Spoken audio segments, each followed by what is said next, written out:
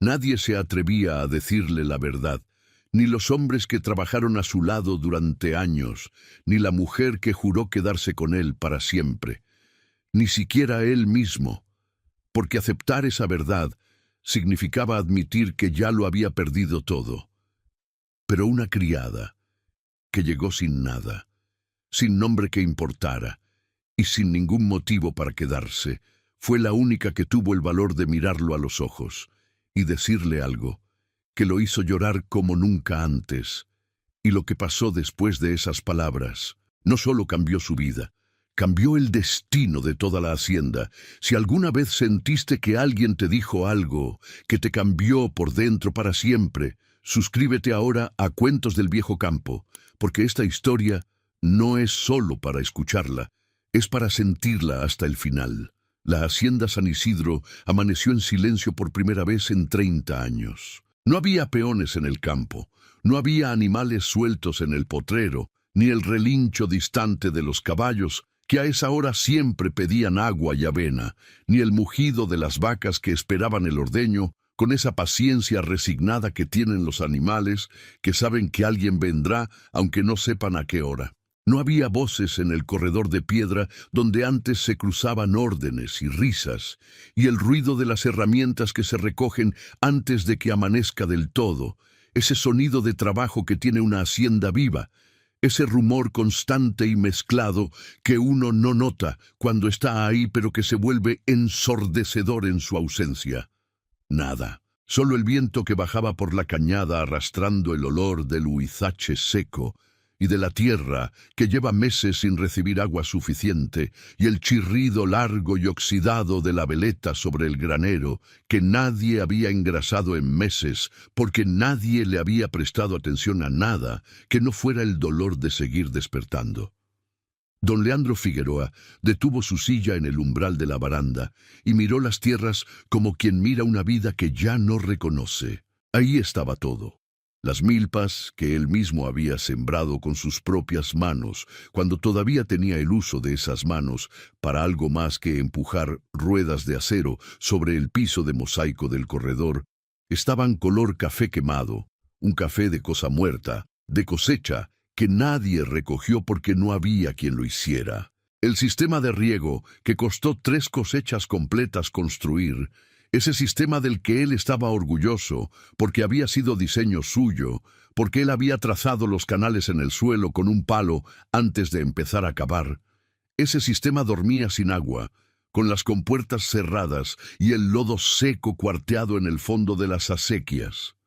Los establos vacíos. El gallinero, con la mitad de las gallinas que debería tener. Las bodegas, cerradas con un candado que ya tenía el metal naranja del óxido que llega cuando las cosas dejan de usarse. Todo lo que había edificado con su cuerpo y con su voluntad en 15 años de trabajo callado y constante, 15 años de levantarse antes de que amaneciera y acostarse cuando la noche ya estaba entrada. Todo eso estaba muriendo despacio, con la lentitud tranquila de las cosas que se van cuando nadie las retiene, como él, sin ruido, sin que nadie lo notara. La mañana era fría. En enero en los altos de Jalisco el frío no avisa, no manda mensajero por delante, no da tiempo de prepararse. Llega y se instala como un cobrador que sabe que usted no tiene con qué pagar, pero que de todas formas va a esperar hasta que usted reconozca la deuda. Leandro tenía una cobija de lana gruesa, del tipo que tejen las mujeres de los pueblos serranos con una lana que parece haber guardado el calor de todos los inviernos que la oveja vivió, cruzada sobre las piernas que ya no sentían nada, ni el frío, ni el calor, ni el roce de la tela, ni el peso del mundo. Y aún así, el frío le llegaba a los huesos de los brazos, le subía por el pecho como agua, se instalaba en ese lugar, detrás del esternón donde antes vivía algo que ya no sabía cómo llamar, porque hacía tanto tiempo que no lo sentía que había perdido el nombre.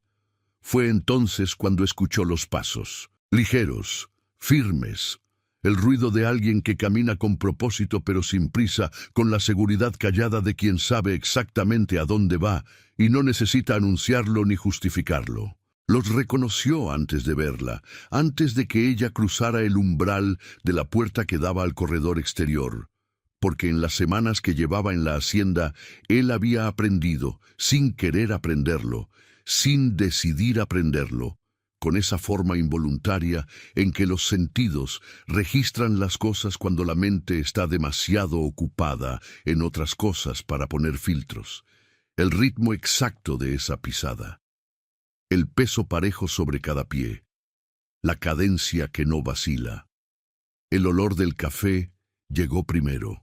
Magdalena Ibarra salió al corredor con la cafetera de peltre azul en una mano, esa cafetera con la que doña Rufina había servido café por 40 años, y que tenía una abolladura en el costado que nadie recordaba cómo había llegado ahí, y la taza de barro negro en la otra mano, la taza que venía de Tonalá, y que el padre de don Leandro había comprado en una feria, y que sobrevivió a todo lo que en esa casa no sobrevivió. Magdalena no dijo buenos días, no preguntó si había dormido bien, si quería el café con piloncillo o sin él, si necesitaba algo antes del desayuno. No preguntó nada, porque en las semanas que llevaba ahí había aprendido que las preguntas que se hacen por cortesía, las preguntas que en realidad son solo ruido de boca, producían en don Leandro Figueroa el mismo efecto que el ruido del metal contra el metal. Algo que lo hacía cerrar un poco más, algo que lo hacía volver un paso más adentro de ese lugar oscuro donde vivía. Colocó la taza sobre la mesita de madera junto a la silla, sirvió el café con un movimiento parejo y sin prisa que no derramó ni una gota sobre la madera, dio un paso atrás y se giró para regresar a la cocina. Pero se detuvo. Un segundo, dos, quizás tres, que en ese tipo de momentos son un tiempo distinto, un tiempo que no se mide igual que el de las horas normales. El tiempo exacto que tarda alguien en decidir si va a hacer lo que sabe que tiene que hacer o si va a seguir haciendo lo que ha estado haciendo, porque es más fácil y menos costoso. Y entonces Magdalena Ibarra, que llevaba semanas mirando el suelo cuando pasaba frente a él, mirando las paredes o sus propias manos o la cafetera o cualquier cosa que no fuera directamente los ojos de ese hombre, levantó la vista. Lo miró, directo, sin pena, sin lástima, sin esa mirada blanda y condescendiente que él había aprendido a odiar en los últimos meses, la mirada que dice pobrecito sin decir pobrecito, la mirada que hace que uno quiera desaparecer porque demuestra que lo que te pasó es lo único que la gente puede ver de ti.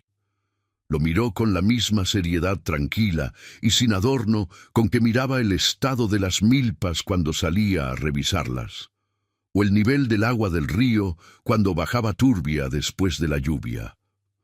Lo miró como se mira algo real. Don Leandro sintió algo que no había sentido en meses. No fue consuelo, no fue calidez, ni ternura, ni ninguna de esas cosas que uno esperaría sentir cuando alguien lo mira de esa manera. Fue algo más parecido al miedo, la sensación brusca e inesperada de que alguien lo veía, de que alguien lo veía de verdad sin el filtro de la lástima ni el ruido de las condolencias, y que eso, después de tanto tiempo de invisibilidad que él mismo había elegido, que él mismo había construido ladrillo por ladrillo para que nadie pudiera entrar, era lo más aterrador que le había pasado desde aquella mañana en que el médico se quitó los anteojos y no supo dónde mirar. Ella entró a la cocina sin decir nada.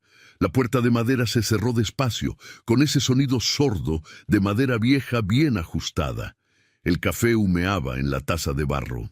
Y Leandro Figueroa, que en toda su vida adulta no había llorado frente a otro ser humano y que en los meses recientes había encontrado en esa secura emocional una forma de orgullo que era también una forma de castigo, sintió que los ojos le ardían por una razón que no tenía manera de explicarse y que no estaba dispuesto a examinar. El accidente ocurrió un martes de octubre, poco antes del mediodía, cuando el sol estaba en lo más alto y el calor sobre el campo de los Altos de Jalisco era el tipo de calor que pesa, que embota el juicio, que vuelve lentos los reflejos y hace que los oídos no escuchen bien los sonidos de advertencia que siempre están ahí, pero que el cansancio convierte en ruido de fondo.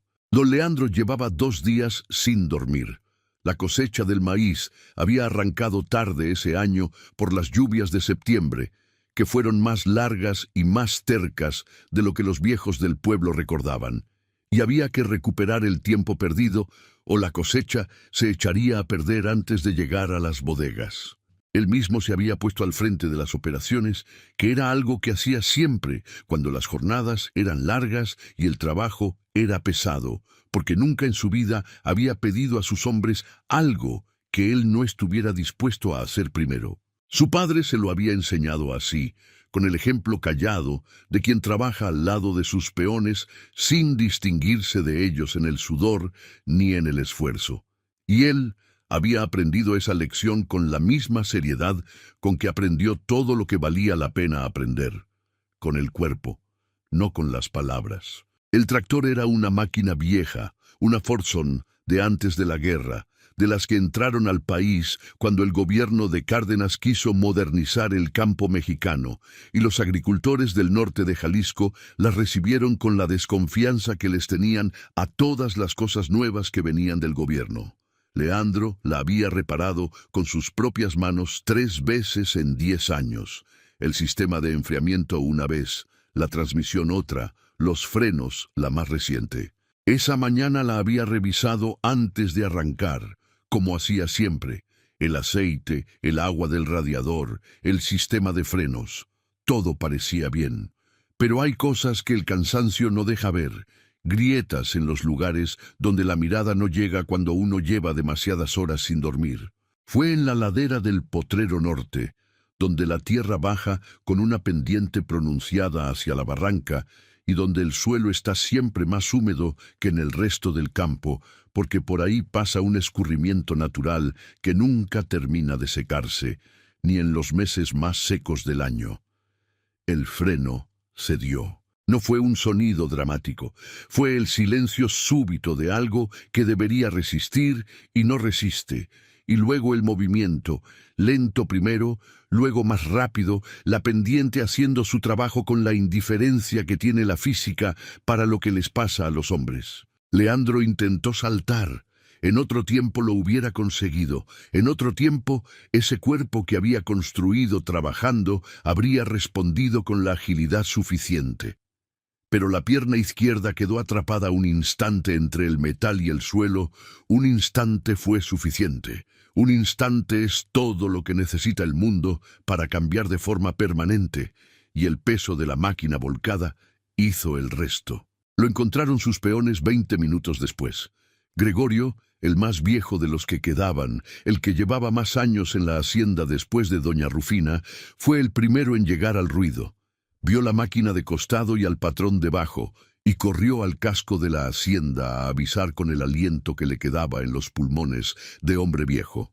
Para cuando llegó el médico del pueblo, que era un hombre ya de edad, con las manos menos seguras que antes, y los ojos que necesitaban lentes más fuertes de los que usaba, el daño estaba hecho, y era del tipo que no se deshace. La vértebra lumbar fracturada no dejaba lugar a interpretaciones optimistas ni a esperanzas bien intencionadas. Don Leandro escuchó el diagnóstico tumbado en la cama de su cuarto, mirando el techo de vigas oscuras que había mirado desde niño, sin cambiar la expresión. ¿Permanente?, preguntó. Una sola palabra. El tono de quien pregunta el precio de algo que ya sabe que no puede devolver. Sí, señor, dijo el médico, y se quitó los anteojos con un gesto que no sabía qué hacía, como si sacarse los lentes lo eximiera de seguir mirando al hombre en la cama. Bueno, dijo Leandro. Y eso fue todo. Sin más preguntas, sin el intento de buscar una segunda opinión, sin la negación que viene primero y que es la respuesta natural del que acaba de recibir algo demasiado grande para caber en un solo momento. Solo ese bueno dicho, en un tono que no era resignación ni aceptación, sino algo más parecido al reconocimiento de que el mundo funciona de cierta manera y que seguir funcionando así era lo único que quedaba. Cecilia se fue 2 semanas después del accidente. No fue de noche. envuelta en sombras y con los pasos cuidadosos de quien teme ser descubierto, como en las historias de abandono que los viejos cuentan al fogón cuando las noches son largas y el mezcal afloja la lengua. Fue de día, a las 11 de la mañana, con el sol de octubre todavía caliente sobre el patio empedrado de la hacienda. Fue en la camioneta de Teodoro Salvatierra, que entró al patio con una confianza que ya no tenía derecho a tener, y salió con una maleta que claramente no era de viaje de un día, una maleta que había sido llenada con tiempo y con cuidado, con la deliberación de alguien que sabe exactamente lo que lleva y exactamente lo que deja. Leandro lo supo por doña Rufina, que estaba en la cocina y lo vio desde la ventana que da al patio, y que no pudo fingir que no lo había visto porque Rufina, en 40 años de vida en esa hacienda, había aprendido que las cosas que se pretende no haber visto son siempre las que más pesan después. Se fue con él, don Leandro, dijo Rufina esa tarde, parada en el umbral del cuarto donde él seguía en la cama, con la voz plana de quien sabe que no hay forma suave de decir lo que tiene que decir y que el intento de suavizarlo solo haría que tardara más en llegar. Leandro no respondió. Estuvo 3 días sin salir del cuarto. Doña Rufina le dejaba comida en la bandeja junto a la puerta cada mañana y cada tarde, y la recogía horas después sin saber con certeza si había sido tocada o si simplemente el tiempo la había enfriado y endurecido hasta quedar incomible.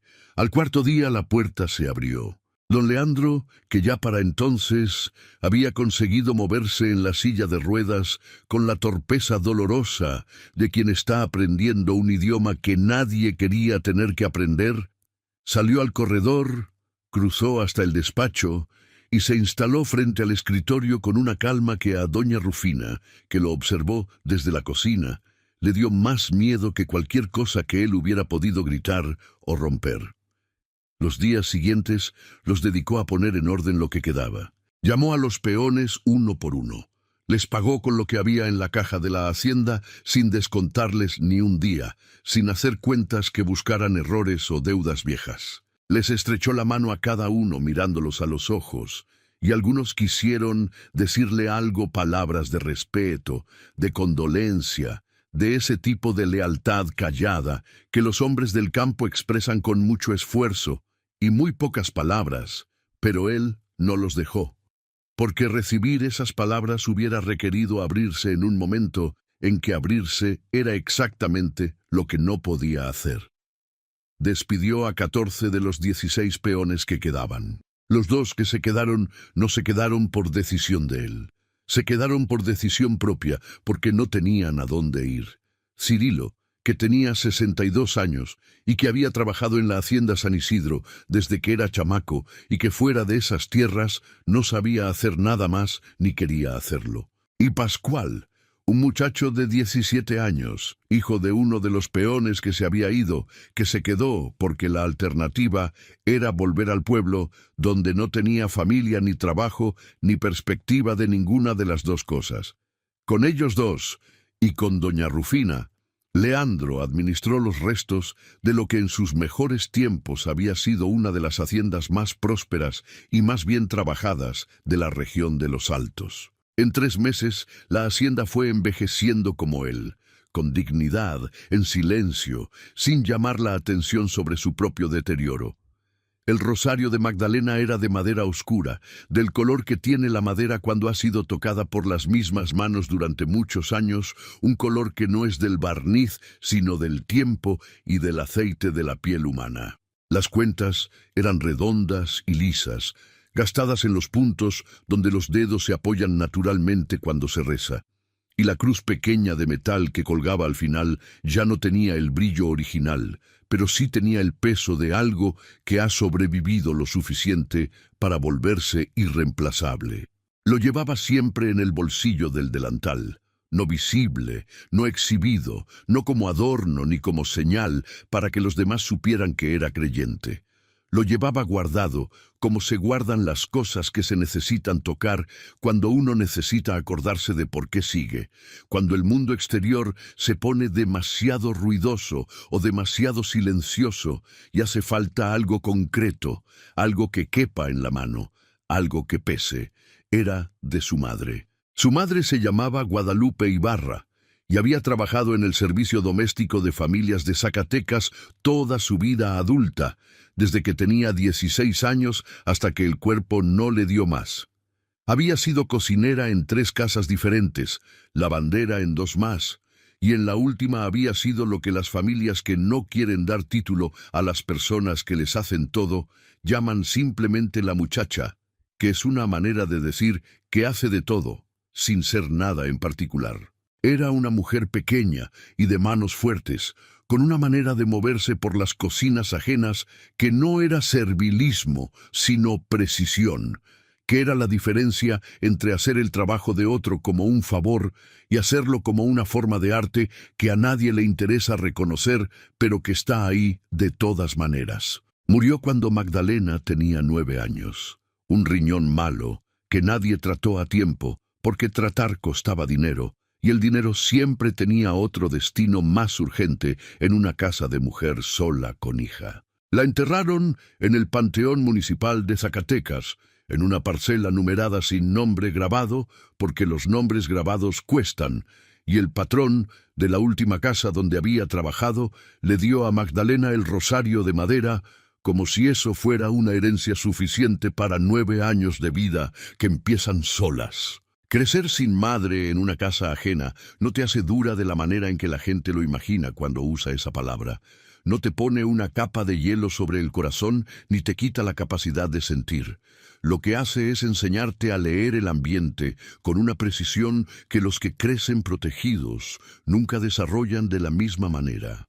Te enseña a saber, antes de entrar a un cuarto, si el aire que hay ahí es de peligro o de paz. Te enseña cuándo hablar y cuándo callarte, no por miedo sino por inteligencia, porque a veces el silencio es la única respuesta que no puede ser usada en tu contra.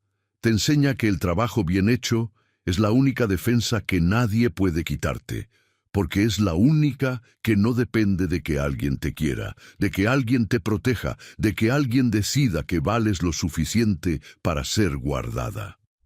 Magdalena aprendió todo eso antes de los 12 años. A los 24 llegó a la hacienda San Isidro de los Altos de Jalisco con una bolsa de lona con su ropa, el rosario en el bolsillo del delantal que ya traía puesto, porque era la prenda de trabajo que uno no empaca sino que usa, y la intención clara y pragmática de quedarse el tiempo que necesitara para ahorrar lo suficiente y rentar un cuarto propio en Lagos de Moreno, donde pudiera buscar otro trabajo en mejores condiciones.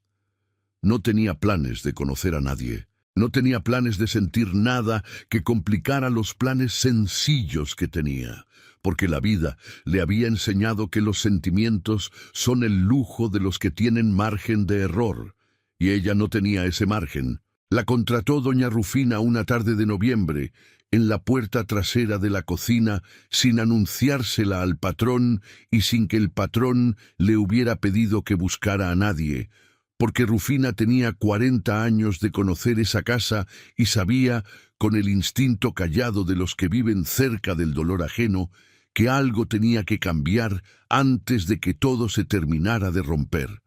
¿Sabes cocinar?, preguntó Rufina, mirándola con los ojos que miran a la persona y no a la ropa ni a la edad.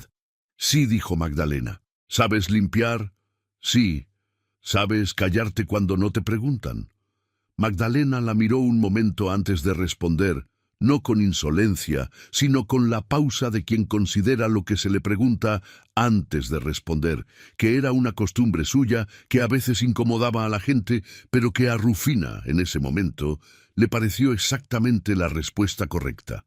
Sí, dijo. Entonces, entras mañana, dijo Rufina, y se metió a la cocina sin más ceremonias, sin más preguntas, sin más proceso de selección que ese, porque Rufina En 40 años había aprendido que las personas que saben callarse cuando no las preguntan son más raras y más valiosas que las que saben hacer cualquier otra cosa. Esa noche, acostada en el catre del cuarto que le habían asignado junto al gallinero, con el frío de noviembre filtrándose por las rendijas de la puerta de madera, Magdalena sacó el rosario del bolsillo y lo apretó entre las manos. No rezó nada en particular, ninguna oración formal con palabras aprendidas de memoria. No más lo sostuvo en el puño, sintiendo el peso familiar y conocido de la madera y el metal, como hacía siempre que llegaba a un lugar nuevo, para acordarse de que ella era más que el lugar donde estaba, para acordarse de que tenía un nombre propio y manos propias, y una historia que no empezaba en esa cama prestada, sino mucho antes, en otra cama, en otra casa, junto a una mujer pequeña y de manos fuertes que le había enseñado que el trabajo bien hecho es la única dignidad que nadie puede quitarte. La primera vez que lo vio de cerca fue al día siguiente de llegar, por la mañana, cuando el frío de noviembre todavía no había decidido si iba a quedarse o a irse, y el cielo sobre la sierra tenía ese color de plata opaca que tienen los cielos de invierno en los altos de Jalisco, cuando el sol todavía no ha ganado la discusión con las nubes. Doña Rufina le había explicado la noche anterior, con la economía de palabras de quien ha dado las mismas instrucciones tantas veces, que ya no siente la necesidad de adornarlas, que el patrón desayunaba solo a las 7 de la mañana, que no le gustaba que le hablaran mientras comía, a no ser que él preguntara primero, que el café tenía que estar hecho con agua recién hervida y nunca recalentada, porque el café recalentado tiene un sabor que no es de café, sino de intención descuidada, y que si derramaba algo en su ropa o en la silla o en el piso cerca de la silla, ella, doña Rufina,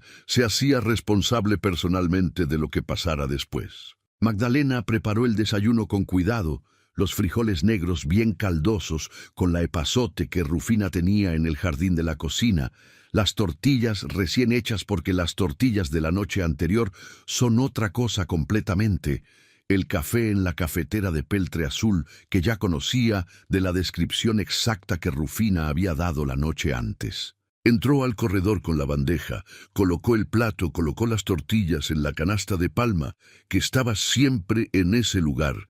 Sirvió el café sin prisa y sin ruido, y se hizo a un lado junto a la pared, con la discreción de quien sabe que su presencia es necesaria, pero no tiene que ser notada. Don Leandro no la miró. Miraba las tierras por encima del barandal del corredor, con esa manera de mirar que tienen los hombres que están mirando algo que no está frente a ellos, sino adentro de ellos mismos, y que usan el paisaje exterior como pantalla donde proyectar lo que no quieren ver de frente.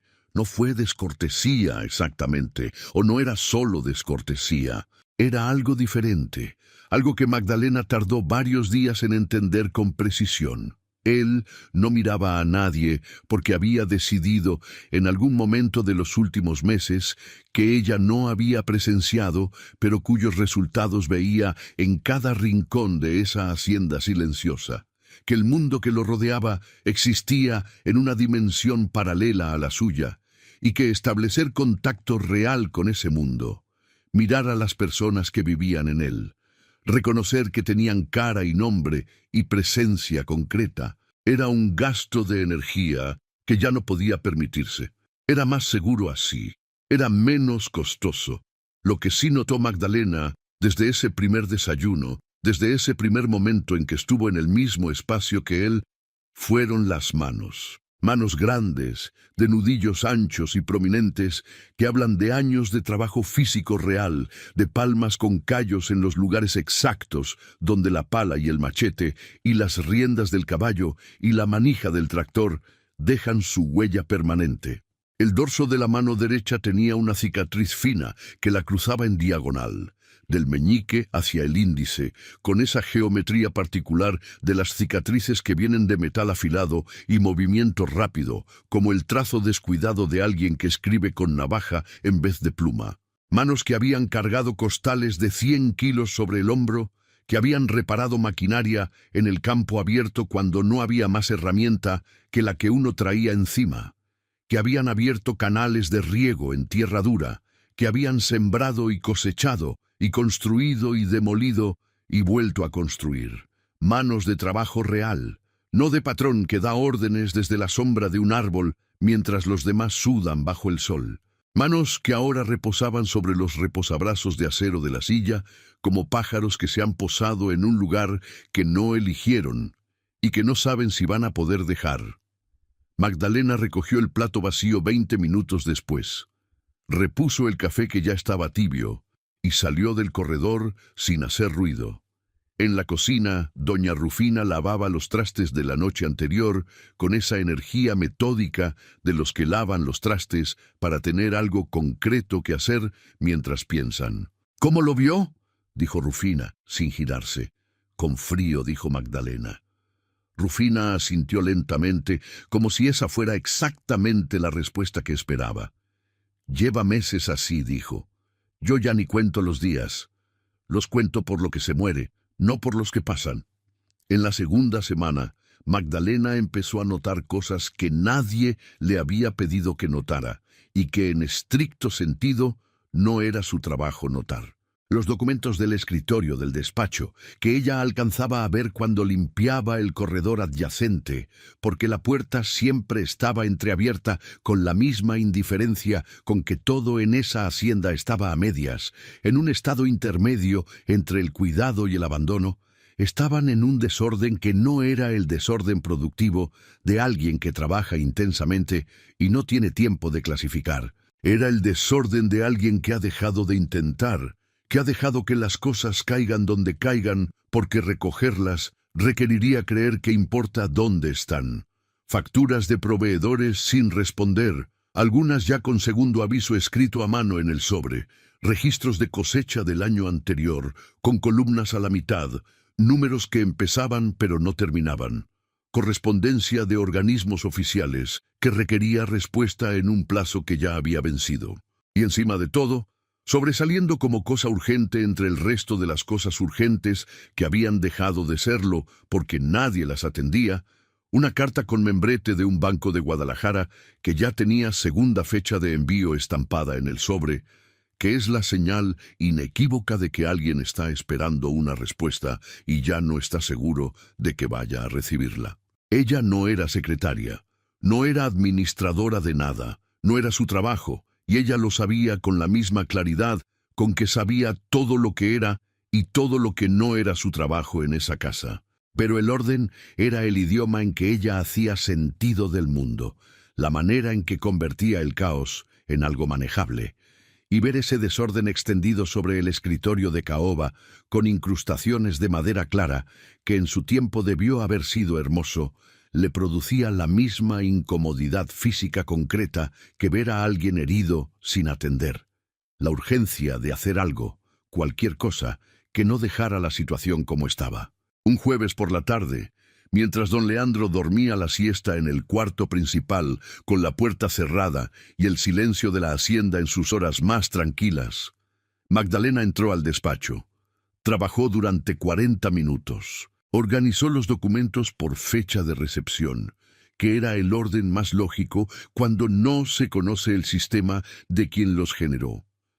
Separó las cuentas pendientes de las que ya estaban pagadas, usando la información de los sellos y las firmas que encontró en los documentos, porque esas cosas las había aprendido a leer en casas anteriores donde también la habían dejado cerca de papeles que no eran suyos. Identificó la carta del Banco de Guadalajara y la puso sola, sobre el tapete verde del escritorio, en el centro exacto, donde era imposible no verla. No tocó nada que pudiera alterar el sistema de trabajo propio de él, si es que había uno. No tiró nada, no reclasificó nada que ya tuviera una lógica propia que ella pudiera reconocer. Solo puso el caos en la forma que permitiera ver lo que había sin tener que buscarlo. Salió del despacho y siguió con el corredor. Cuando don Leandro entró al despacho una hora después, al salir de la siesta, se detuvo en el umbral, con la mano todavía en el marco de la puerta. Miró el escritorio durante varios segundos sin moverse. No dijo nada. Entró, se sentó, y Magdalena, que en ese momento estaba terminando de barrer el corredor exterior con el ruido suave de la escoba sobre el mosaico, escuchó el sonido del cajón del escritorio que se abre, el crujido de la silla de ruedas sobre el piso de madera del despacho, el silencio de alguien que lee. Pero a la mañana siguiente, la carta del Banco de Guadalajara ya no estaba sobre el escritorio. En su lugar había un sobre cerrado con la respuesta colocado en el borde de la mesa en ángulo recto, en espera de que Cirilo lo llevara al correo del pueblo. Magdalena lo vio al pasar por el corredor y siguió barriendo. Fue en la tercera semana cuando él la observó por primera vez sin que ella lo supiera, y esa fue la cena obligatoria 1. Era por la tarde, en ese momento del día que en enero, en los altos de Jalisco, tiene una calidad de luz que no se parece a ninguna otra hora. El sol en su descenso vuelve todo color ámbar y miel. Las sombras se estiran y se vuelven largas y blandas. Y hay una calma en el aire que parece el respiro del mundo antes de que llegue la noche con su frío y su silencio.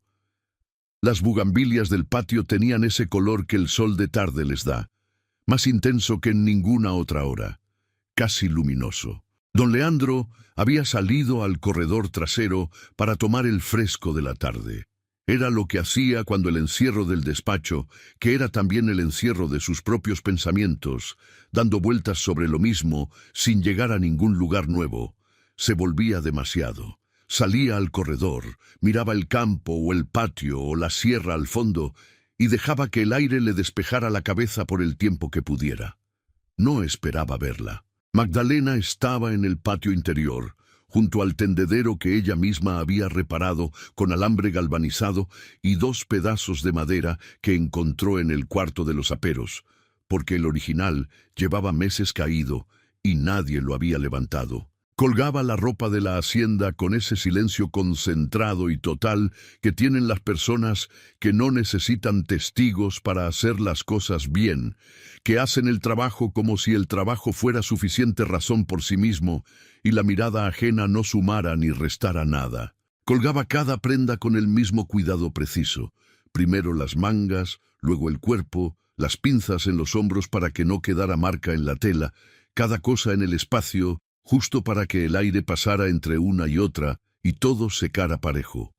Tenía el cabello recogido en una trenza floja que el viento de la tarde le movía sobre la nuca, y llevaba el delantal de trabajo que ya tenía las marcas del uso diario, las manchas pequeñas que son el registro honesto del trabajo real. Sus manos se movían sin pausa, con el ritmo de alguien que ha hecho esto miles de veces, en docenas de casas y de patios distintos, y que lo ha convertido en algo tan incorporado como respirar. Leandro no entendió en ese momento qué era lo que miraba exactamente. No era la muchacha en sí, no era el movimiento de sus brazos al colgar la ropa, ni la trenza moviéndose en el viento, ni ninguna cosa particular y separable del resto. Era algo en la combinación de todos esos elementos con la luz de esa tarde y el silencio de ese patio y el olor a tierra y a bugambilias, algo que producía en él una sensación que no supo nombrar con precisión y que no estaba seguro de querer nombrar, como si hubiera algo en ese patio, en ese momento, en esa figura trabajando sola contra la luz de las 4 de la tarde, que era verdadero de una manera en que el resto de su vida, en esos últimos meses, había dejado de ser. Ella terminó, recogió la cesta vacía, se giró para regresar a la cocina, y en el giro vio a don Leandro en el corredor. Sus ojos se encontraron durante un segundo, 2, quizás, sin palabras, sin el gesto de saludo que se hace cuando uno lleva demasiado tiempo mirando a alguien, sin que ese alguien lo sepa. Solo la mirada, directa y sin adorno, que dura lo que dura antes de que cualquiera de los dos decida qué hacer con ella. Magdalena recogió la cesta y entró a la cocina. Don Leandro se quedó mirando el tendedero. La ropa que ella había colgado se movía suavemente con el viento de la tarde, con ese movimiento de tela al aire que es uno de los sonidos más tranquilos del mundo cuando uno tiene la calma de escucharlo. No se movió de ahí por un buen rato. Doña Rufina Calderón había pasado 40 años en la hacienda San Isidro, y en esos 40 años había visto pasar cosas que la gente de la ciudad no sabe que pasan.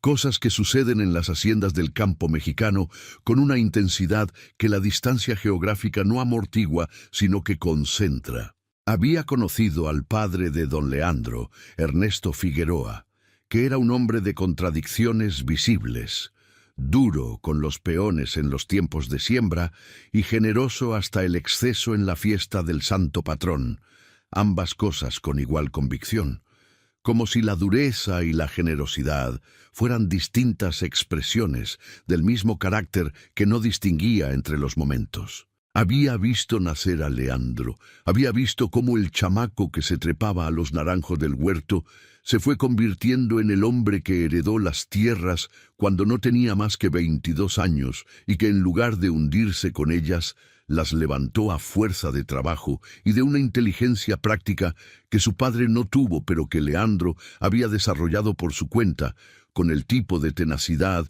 que viene de saber que nadie va a resolver las cosas por uno. Tenía 67 años y una cadera que en los cambios de temperatura del calor seco del verano al frío húmedo del invierno, que en los altos de Jalisco es un cambio que el cuerpo siente hasta en los huesos más profundos, le dolía con esa insistencia sorda que tienen los dolores que llevan mucho tiempo instalados y ya no piden permiso para estar. Pero cocinaba y limpiaba, y se paraba antes de que amaneciera, como si los años no se hubieran acumulado en su cuerpo de la manera en que se acumulan en el de la mayoría. Porque la alternativa era quedarse quieta, y Rufina, en 67 años, no había aprendido a quedarse quieta. Había visto hombres romperse. Sabía de ese quiebre particular que no hace ruido, que no produce gritos ni golpes en las paredes, ni el tipo de comportamiento que la gente reconoce como señal de alarma. Los hombres que se rompen de verdad, los que se rompen en lo más profundo, son silenciosos. Se vuelven eficientes en todo lo exterior, responden cuando les hablan, comen cuando les ponen comida, duermen cuando el cuerpo no puede más y vacíos en todo lo interior, como casa bien construida, pero sin nadie adentro. Y esa eficiencia vacía es la peor versión del quebranto, porque nadie sabe cómo entrarle, porque no da la señal que pide auxilio, porque parece que todo está bien desde afuera, y el que mira de lejos no tiene manera de saber que lo que ve es la forma que toma el abandono cuando un hombre se abandona a sí mismo. Don Leandro llevaba meses en ese estado. Lo que Rufina no había esperado, lo que genuinamente la había tomado por sorpresa, que era algo que a su edad ya pocas cosas lograban, era que una muchacha de Zacatecas, con un rosario de madera en el bolsillo del delantal y una economía de palabras que daba envidia, fuera la primera cosa en meses que producía en ese hombre algo distinto al vacío. Lo notó a las 2 semanas de que Magdalena había llegado.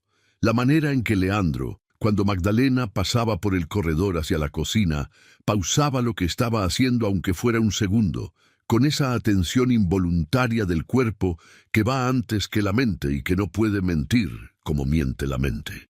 La manera en que dejaba el café que ella preparaba exactamente en el lugar donde ella lo ponía, sin moverlo ni acercarlo, y se quedaba mirando la taza durante un momento antes de beberlo, como si en ese momento hubiera algo que considerar.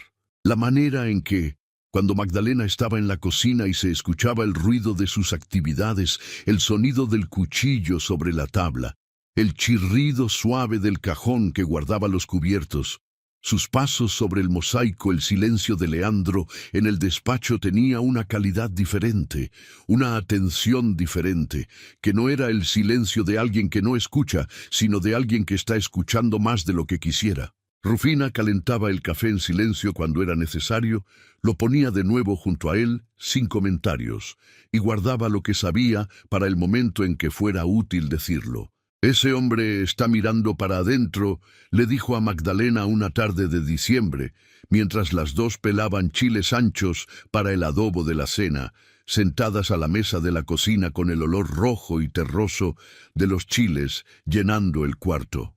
Cuando un hombre lleva mucho tiempo mirando para adentro, lo que ve ya no le parece real, y lo que está afuera tampoco le parece real. Todo le parece igual de irreal, y eso es peligroso. Magdalena no levantó los ojos del chile, que estaba abriendo con la misma precisión que ponía en todo. ¿Y eso tiene remedio?, preguntó. Rufina la miró de costado, con la mirada de quien está evaluando no la pregunta, sino a quien la hace. Depende de qué tan bueno sea lo que está afuera, dijo, y siguió pelando chiles. La carta llegó un miércoles a mediados de febrero, cuando los almendros del camino de entrada ya empezaban a mostrar el primer verde del año, y el frío comenzaba a aflojar lo suficiente para que uno recordara que había algo del otro lado del invierno. Cirilo la trajo del correo del pueblo envuelta en su sombrero de palma, con el cuidado torpe de quien no sabe de papeles pero sabe que éste tiene importancia. Se la entregó a Magdalena porque Magdalena era, desde hacía semanas, quien llevaba el orden de la correspondencia de la hacienda, una función que había asumido de la misma manera que había asumido todas las otras funciones que fue tomando en ese tiempo, sin que nadie se la asignara formalmente, sin que nadie le dijera que era su trabajo, simplemente porque estaba por hacer, y ella estaba ahí y lo hacía. El sobre era de papel más grueso que el corriente, del tipo que usan los despachos de abogados para que sus cartas se distingan de las cartas ordinarias antes de abrirlas. El membrete en el ángulo superior izquierdo decía, en letras de imprenta serias y bien espaciadas, licenciado Aurelio Ponce de León y asociados, abogados. Asunto: notificación de derechos conyugales sobre propiedad rural. Guadalajara, Jalisco. Magdalena la colocó sobre el escritorio de don Leandro, sin abrirla, en el centro exacto, donde los documentos importantes encontraban siempre su lugar. Esa tarde escuchó lo que no debía escuchar. No fue con intención de espiar, fue que el despacho tenía la ventana lateral que daba al corredor estrecho entre el despacho y la bodega, y esa ventana estaba entreabierta porque, en febrero, en los altos de Jalisco, los días de sol tienen un calor inesperado que entra por los cuartos cerrados y obliga a abrir algo. Magdalena pasó por ese corredor en el momento exacto en que don Leandro había terminado de leer la carta y estaba hablando, dedujo ella, consigo mismo, o con la nada, o con la sombra de alguien que ya no estaba ahí, pero que seguía ocupando el espacio que los ausentes dejan y que es el espacio más difícil de llenar. «Quieren las tierras del norte», dijo, en una voz tan baja que Magdalena tuvo que detenerse para estar segura de que no era el viento. Una pausa. El muy cabrón. Otra pausa, más larga, que las tome todo, para lo que sirve.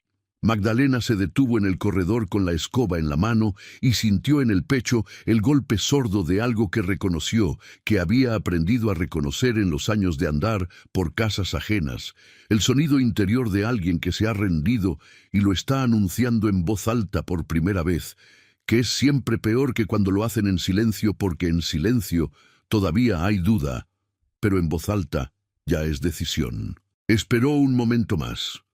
No hubo más palabras. Siguió caminando hacia la cocina. En la cocina, frente al fuego bajo que mantenía el agua caliente para el atole de la tarde, sacó el rosario del bolsillo del delantal. Lo sostuvo en el puño cerrado. No lo apretó esta vez con la fuerza de la angustia, sino con el peso de lo que estaba pensando, que era más pesado que la angustia, aunque no tuviera el mismo ruido. Su madre había trabajado en casas de otros toda su vida y había muerto sin tener nada propio, nada con su nombre, nada que pudiera dejar, nada excepto ese rosario y una hija a quien nadie había pedido.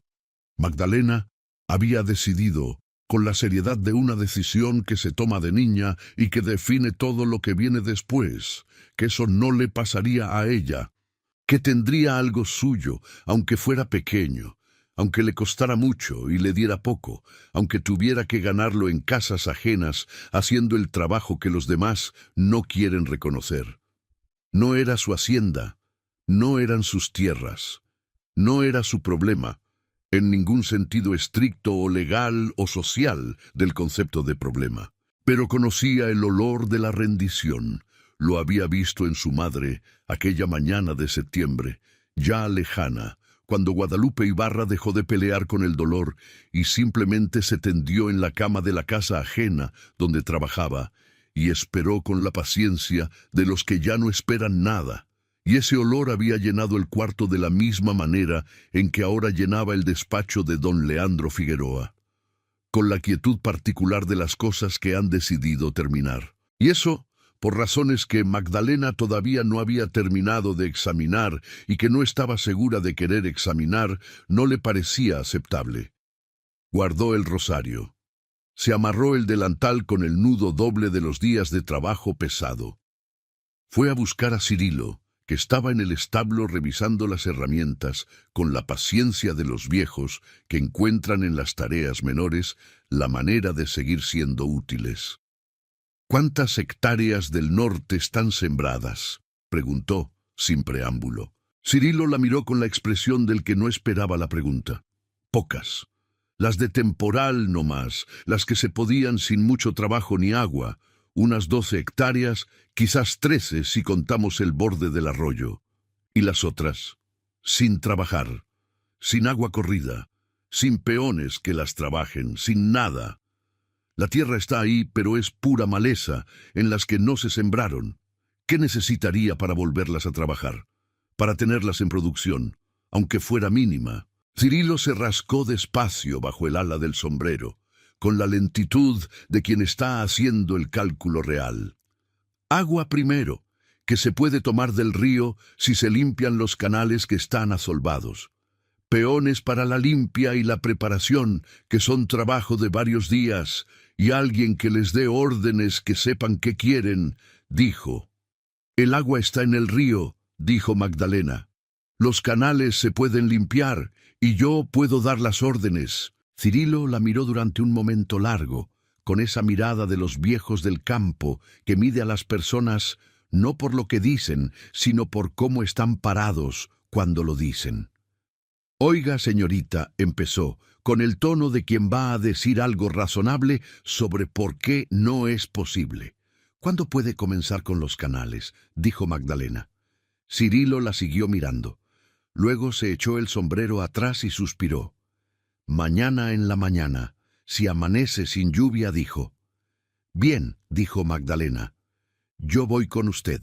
En los 15 días siguientes, Magdalena reorganizó lo que quedaba de la hacienda San Isidro de la única manera que sabía reorganizar las cosas, haciéndolo, sin anunciarlo, sin pedir validación, dejando que los resultados hablaran de sí mismos, porque los resultados son el único lenguaje que no puede ser ignorado indefinidamente.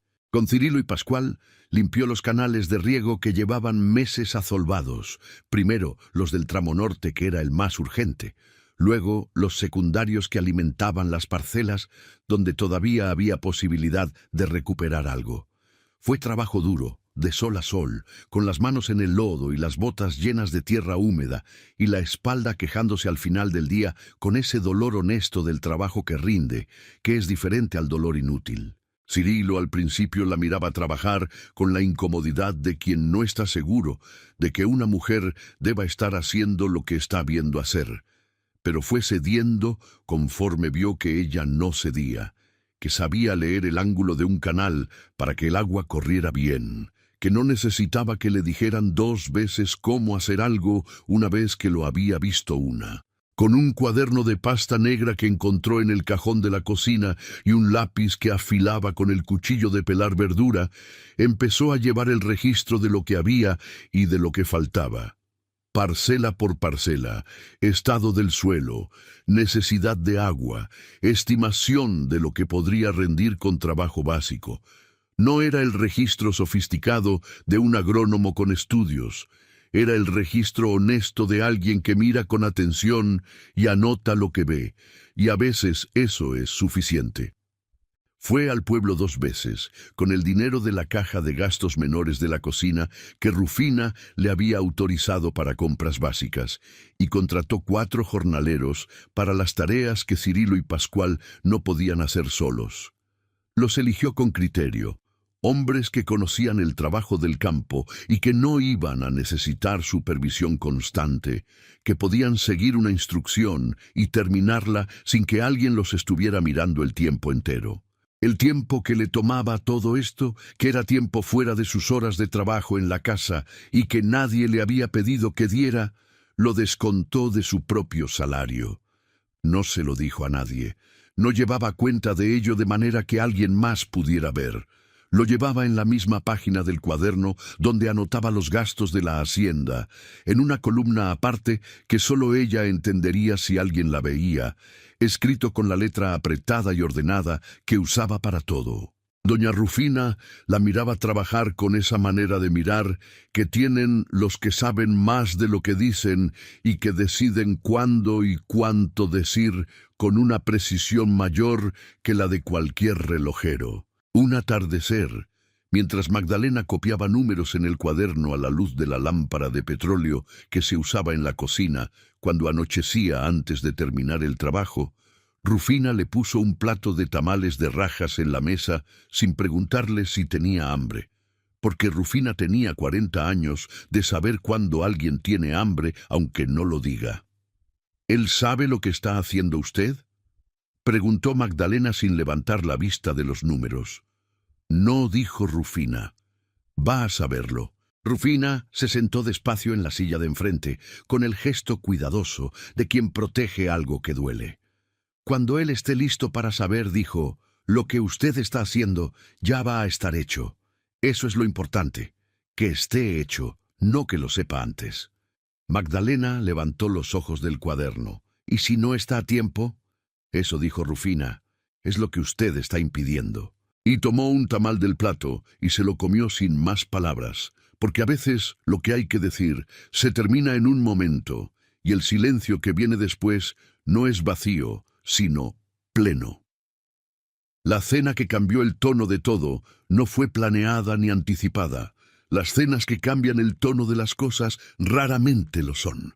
Era una noche de finales de febrero, de esas noches en que el invierno de los Altos de Jalisco hace su último esfuerzo antes de empezar a ceder, con un frío que ya no es el frío seco de enero, sino el frío húmedo de lo que está a punto de cambiar, que es el más desagradable de los dos.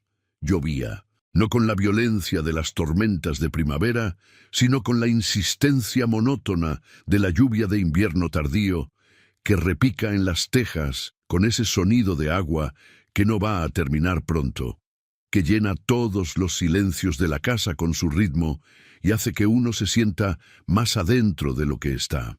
Magdalena había servido la cena de don Leandro en el comedor, que era el cuarto más grande del casco de la hacienda, con una mesa de madera oscura que en otras épocas había tenido sillas ocupadas en ambos lados y que ahora tenía solo el lugar de él, en el extremo, con el plato y el vaso y el mantel que ella había remendado en 2 lugares con hilo que casi hacía juego. Sirvió el caldo, las tortillas, el plato de frijoles, el vaso de agua. Iba a retirarse. ¿Por qué acomodó los documentos del escritorio? La voz de él la detuvo en el umbral del comedor. Sin mirarla, mirando todavía el plato, con el tono de alguien que lleva tiempo decidiendo si va a preguntar algo y que acaba de decidir que sí. Magdalena se giró. Estaban desordenados, dijo. No le pregunté su opinión sobre el estado del escritorio. No, señor.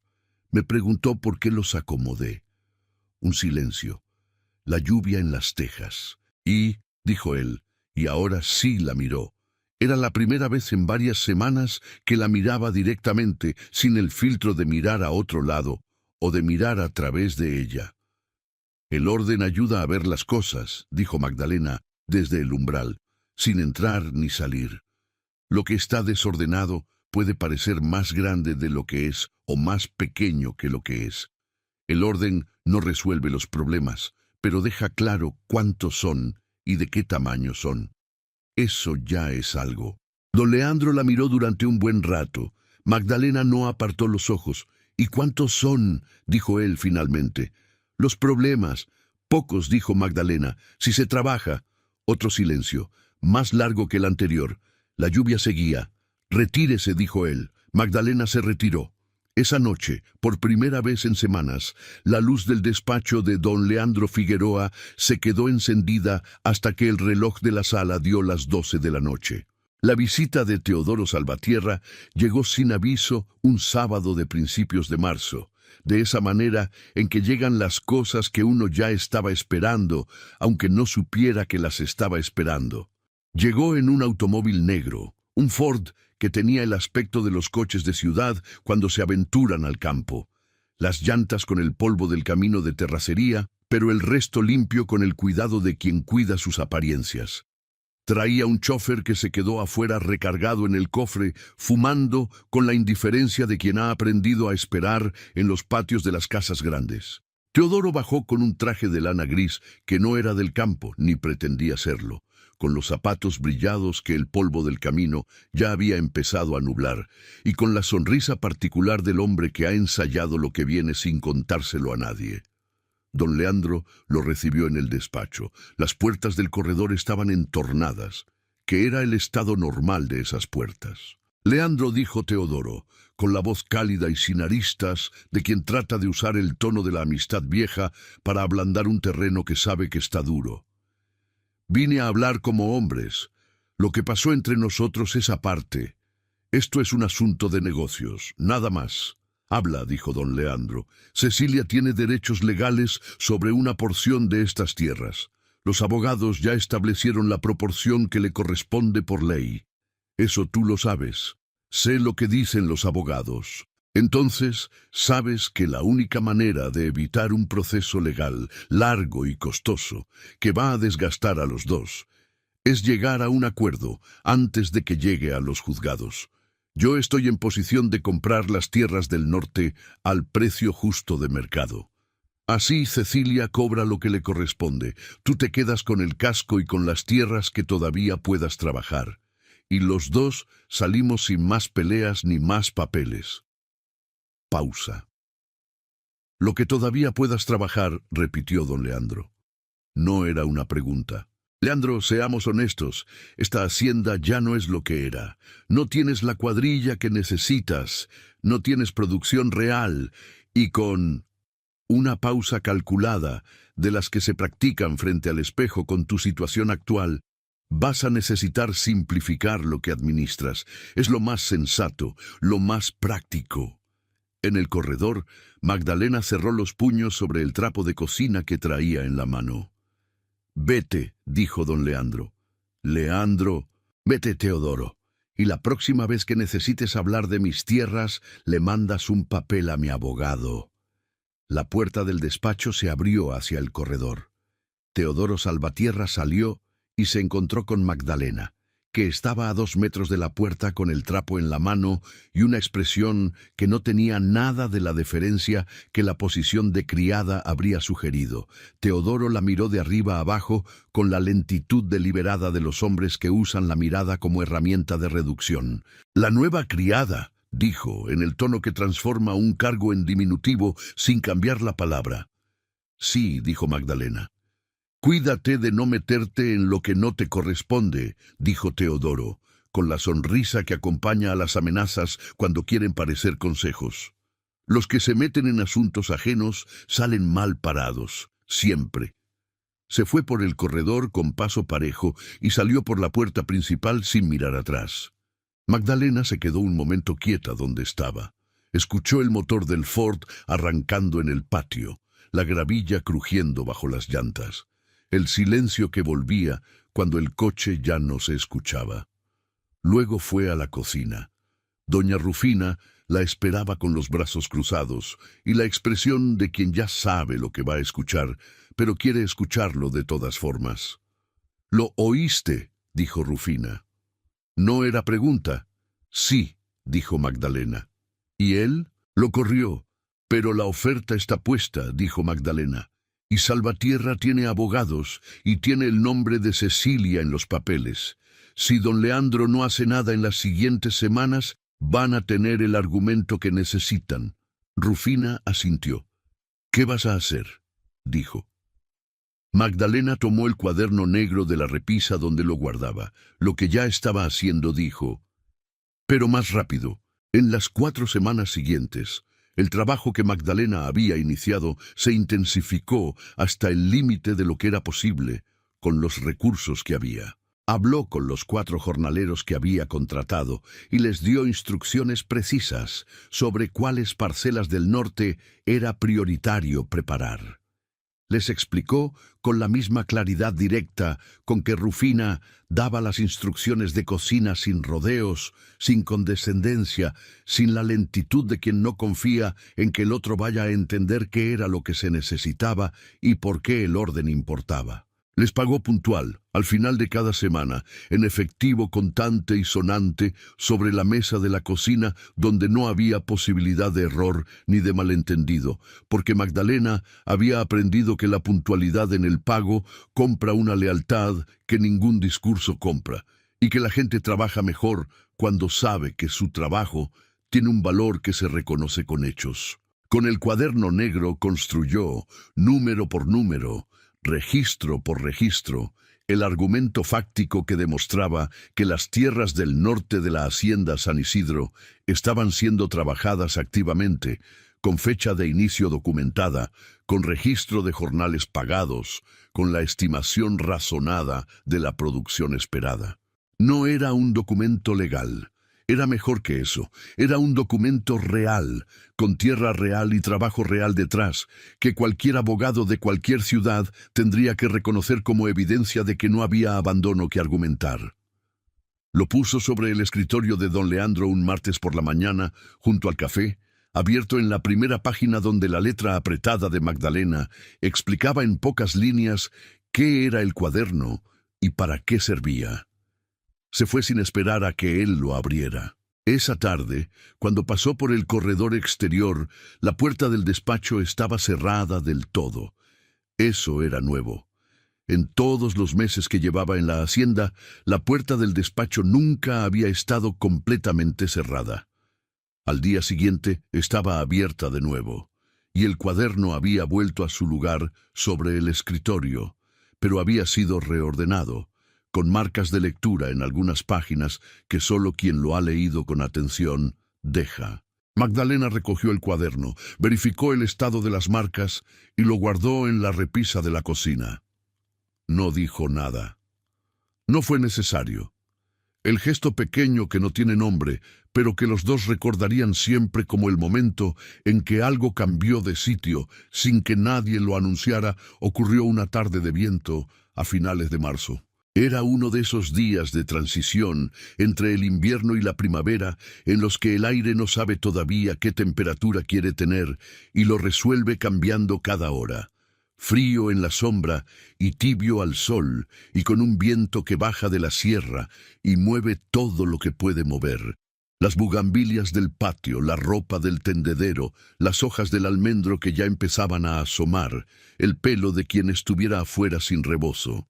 Magdalena estaba en el corredor trasero cosiendo un desgarre en las cortinas de la sala, sentada en la silla baja de mimbre que usaba para las tareas de aguja, porque le ponía la espalda en el ángulo correcto para trabajar horas sin que le doliera. Tenía la aguja de ojo grande, enhebrada con hilo, del color más cercano que había encontrado al original, la tela extendida sobre las rodillas, y la concentración tranquila de quien tiene las manos ocupadas en algo que conoce bien y no necesita pensar demasiado. Don Leandro salió al corredor sin avisar, que era su costumbre desde que empezó a usar ese corredor en las tardes. No avisaba porque avanzar en la silla hasta la puerta y abrirla era ya en sí un proceso que requería atención, y que lo ocupaba lo suficiente como para no tener energía para anunciar que iba a hacerlo. Se quedó a 2 metros de ella. Magdalena levantó los ojos de la costura, lo miró y volvió a bajarlos. ¿Necesita algo, señor? No, dijo él. Silencio. Él no se movió. Magdalena siguió con la aguja. Pasaron 2 minutos. El viento movía las bugambilias en el patio y traía el olor a tierra recién humedecida que tiene la primavera cuando está llegando. ¿Cómo se llamaba su mamá?, dijo don Leandro de repente, con la voz de quien ha buscado durante un buen rato una pregunta que no revele demasiado, y esa fue la que encontró que parecía más neutral. Magdalena dejó la aguja a la mitad de la puntada. Guadalupe dijo: «Ya no está». Don Leandro asintió, despacio. La mía tampoco, dijo. No fue una declaración de duelo compartido, no fue el intento de construir un puente de empatía con palabras bien elegidas. Fue simplemente eso, dos personas que han perdido lo mismo diciéndolo en voz alta por primera vez en el mismo espacio, sin saber exactamente qué hacer con el peso de esa coincidencia. Silencio. Magdalena miró sus propias manos sobre la tela de la cortina, manos de mala luz y trabajo de aguja, con los dedos que saben encontrar la aguja aunque sea en la oscuridad, que es el saber de quien ha cosido muchas horas en condiciones que no eran las ideales. En la caja del costurero, que era una caja de lata con flores pintadas que había comprado en un mercado de Zacatecas con su primer dinero ahorrado, guardaba, entre otras cosas, el dedal de latón de su madre.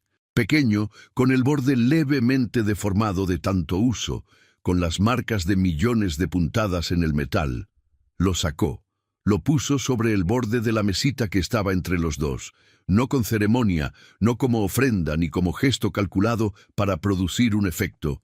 Lo puso como se pone algo cuando se necesita un objeto en un lugar neutral, con la naturalidad de alguien que simplemente ha decidido que ese objeto puede estar ahí por un momento.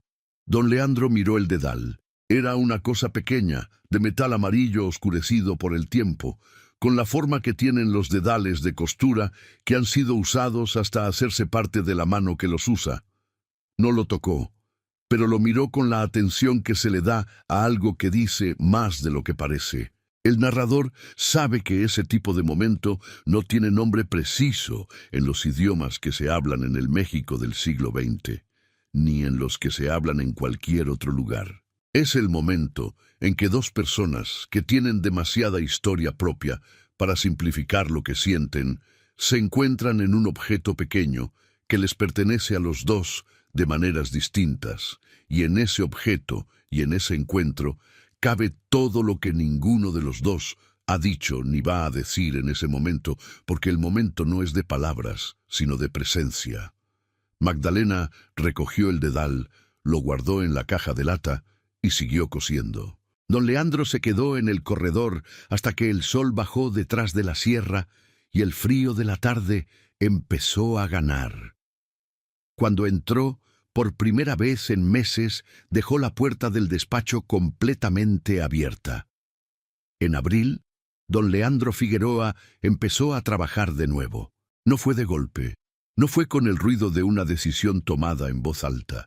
Fue de la manera en que las personas que se han detenido durante mucho tiempo vuelven a moverse, despacio, casi sin darse cuenta, con pequeños gestos que van acumulándose hasta que un día alguien los ve desde afuera y dice que algo cambió, aunque no pueda señalar el momento exacto.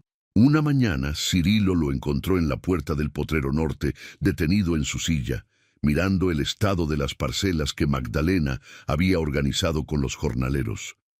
Cirilo se acercó, despacio, sin saber si debía hablar o esperar. Don Leandro lo miró. «Dame un reporte del estado de las parcelas», dijo. «De todas, las que están en producción y las que no». Cirilo fue a buscar a Magdalena casi corriendo, con esa energía ligera que tienen los viejos cuando algo los alegra de verdad. «¿Qué le dije?», dijo antes de entrar a la cocina, como si Magdalena hubiera estado apostando lo contrario. «El patrón está pidiendo reportes de las parcelas. Magdalena estaba pelando papas para el almuerzo. Déselos, usted dijo». Cirilo se detuvo. «¿Usted no va a ir?», no dijo Magdalena. «¿Por qué?». «Porque los reportes son de la hacienda», dijo Magdalena, con una calma que no era indiferencia, sino algo que requería más esfuerzo que la indiferencia. «No son míos. Nunca fueron míos. Cirilo la miró un momento con algo en los ojos que Magdalena prefirió no examinar de cerca. Luego asintió y fue a buscar al patrón. Esa semana, don Leandro apareció en el campo, primero en el potrero norte, luego en las parcelas que Magdalena había documentado en el cuaderno, luego en el canal de riego principal para ver el estado de las compuertas. No lo hacía todos los días ni siempre a la misma hora, pero aparecía. Revisaba, preguntaba, tomaba notas en un cuaderno nuevo que había sacado del cajón del escritorio. Hablaba con los jornaleros con el tono directo de quien ha pasado la vida hablando con peones, y sabe que las instrucciones que caben en una oración son siempre mejores que las que necesitan un párrafo. Magdalena lo veía desde la distancia, desde el corredor o desde el patio, y seguía con lo suyo.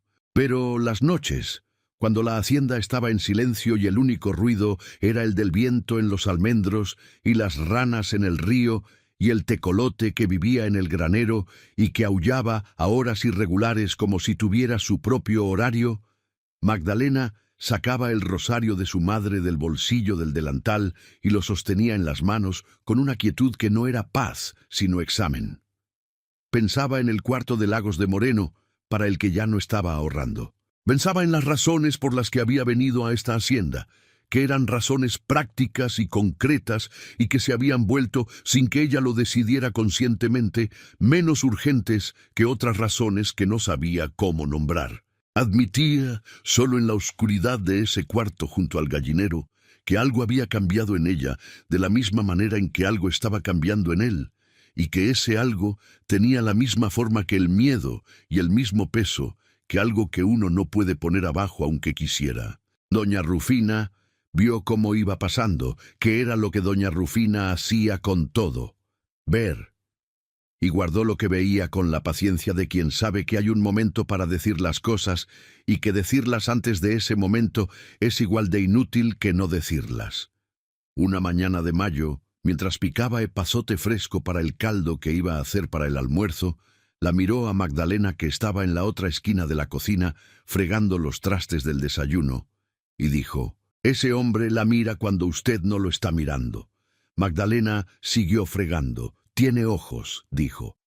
«No todos los hombres que tienen ojos los usan para lo mismo», dijo Rufina. «Hay miradas que son de costumbre y hay miradas que son de otra cosa. Él la mira de otra cosa». Magdalena puso el último plato en el escurridor. ¿De qué cosa? Rufina picó el epazote durante un momento sin responder, que era su manera de dejar que una pregunta aterrizara antes de darle respuesta. «De la que mira algo que uno no sabe si puede tener», dijo, «como cuando uno ve una cosa en un mercado que no sabe si tiene derecho a querer». «No soy una cosa de mercado», dijo Magdalena. «No dije que lo fuera», dijo Rufina, con la firmeza tranquila de quien sabe exactamente lo que dijo. «Dije que así es como él la mira. Lo que usted haga con eso es su decisión. Yo solo le cuento lo que veo». Silencio. El epazote olía limpio y verde en la mañana. «¿Usted cree que él...?» empezó Magdalena, y no terminó la pregunta porque no sabía exactamente cómo terminarla sin revelar más de lo que quería revelar. Doña Rufina dejó el cuchillo sobre la tabla. La miró con la mirada que reservaba para los momentos importantes. «Mija», dijo, en el tono de quien va a decir algo que la otra persona necesita escuchar, aunque no sea lo que esperaba, «ese hombre lleva meses aprendiendo a volver. Esas cosas se aprenden muy despacio. No le meta prisa, y no espere que lo diga antes de que pueda decirlo». Magdalena asintió, y ninguna de las dos dijo nada más sobre el tema, que era la manera en que ambas manejaban las cosas que importaban demasiado para seguir hablando de ellas. Los días de finales de abril y principios de mayo, que siguieron a ese abril de regreso de don Leandro, tuvieron una textura diferente de todos los días anteriores. No fue dramático. No hubo un día de quiebre visible, un momento que uno pudiera señalar como el instante en que la hacienda dejó de ser una cosa y empezó a ser otra. Fue Como son casi todas las transformaciones reales, una acumulación de cosas pequeñas que solo se vuelven grandes cuando uno las mira juntas desde cierta distancia. Cirilo empezó a llegar más temprano al establo. No porque alguien se lo pidiera, sino porque cuando el patrón está de nuevo en el campo y le va a hacer preguntas sobre el estado de las cosas, uno quiere tener las respuestas listas. Pascual, el muchacho de 17 años que había tenido la paciencia infinita de un joven que no tiene prisa porque no tiene a dónde ir, de repente empezó a parecer que tenía prisa, que quería hacer las cosas bien y a tiempo porque el tiempo importaba de nuevo. Los 4 jornaleros que Magdalena había contratado continuaron llegando a sus horas, con el trabajo que Cirilo les asignaba cada mañana, basado en las indicaciones del cuaderno negro, que todos en la hacienda habían aprendido a respetar como un documento de autoridad, aunque ninguno hubiera podido explicar por qué. Y don Leandro aparecía en el campo junto a los canales de riego, en el lindero de las parcelas del norte, donde la milpa que había sido sembrada con semilla de temporal empezaba a mostrar el primer verde sobre la tierra preparada. Aparecía con el cuaderno nuevo que había sacado del cajón del escritorio, con el tipo de presencia de alguien que ha vuelto a habitar su propio cuerpo después de un tiempo de haberlo dejado vacío. Una tarde, Magdalena lo encontró en el canal principal, detenido en su silla en el borde de la acequia, mirando el flujo del agua con la concentración del que está revisando algo que ha construido y que quiere saber si sigue funcionando como debe. No lo oyó llegar ella. Fue él el que levantó la vista cuando escuchó sus pasos sobre la tierra húmeda del borde del canal. «Usted limpió todo esto», dijo. No era pregunta. «Con Cirilo y Pascual», dijo Magdalena. «Cirilo me lo dijo», dijo don Leandro. «Me dijo que usted sabía leer la pendiente de un canal. Mi madre trabajó en casas con huerto», dijo Magdalena. «Aprendí viendo». Don Leandro la miró durante un momento con algo en la expresión que no era la mirada de patrona a empleada, ni la mirada de hombre a mujer, sino la mirada de alguien que está viendo a otra persona de verdad, con la atención que se le da a las cosas que uno quiere entender. «Doña Rufina dice que usted descontó de su salario el tiempo que le dio a la hacienda», dijo. «Doña Rufina habla mucho», dijo Magdalena. «Doña Rufina habla cuando es necesario», dijo don Leandro. «Que es la misma regla que usted tiene, me parece». Magdalena no dijo nada. «Voy a reponerle lo que descontó», dijo don Leandro. «No hace falta», dijo Magdalena. «Sí hace falta», dijo él, con la firmeza tranquila de quien ha tomado la decisión y no está invitando a discutirla. «Lo que se trabaja se paga. Eso es una regla que no tiene excepciones en esta hacienda». Magdalena lo miró. Él la miraba con la seriedad de siempre, pero con algo diferente debajo de la seriedad, algo que ella empezaba a reconocer y que todavía no sabía exactamente cómo manejar. «Está bien», dijo, y siguió por el borde del canal hacia la parcela donde los jornaleros estaban terminando la jornada del día. Don Leandro la siguió con los ojos hasta que ella dobló en el recodo del camino y desapareció entre las matas de huizache que crecían en el lindero. Luego miró de nuevo el agua corriendo por el canal que ella había limpiado con sus propias manos mientras él estaba en el despacho mirando las paredes. El agua hacía el sonido que hace el agua cuando corre bien, que es el sonido más tranquilo del mundo cuando uno tiene algo que proteger y sabe que tiene razones para protegerlo. La noche en que todo se dijo fue una noche de lluvia de mediados de mayo, de esas lluvias de primavera en los altos de Jalisco que llegan sin aviso previo y lo cubren todo con un ruido de agua y de truenos que viene de la sierra, con la decisión de las cosas que llevan tiempo acumulándose y que cuando llegan lo hacen de golpe, sin gradaciones, sin cortesía. Magdalena venía del cuarto de los aperos, a donde había ido a cerrar la ventana que ella misma había dejado abierta esa tarde para ventilar el cuarto, y que con la lluvia entrante corría el riesgo de dejar entrar agua sobre las herramientas. Llevaba el rebozo sobre los hombros, porque en mayo en esa región el frío de la lluvia nocturna todavía tiene dientes. Cruzaba el corredor exterior en la oscuridad, con la familiaridad de quien conoce cada tramo del corredor de memoria y no necesita luz para no tropezar. La voz de don Leandro llegó desde la sala, por la ventana lateral, que Magdalena había dejado entreabierta esa mañana al limpiar y que en la prisa de la tarde nadie había recordado cerrar. Era una voz baja, sin destinatario, sin la modulación que se pone cuando uno sabe que lo están escuchando.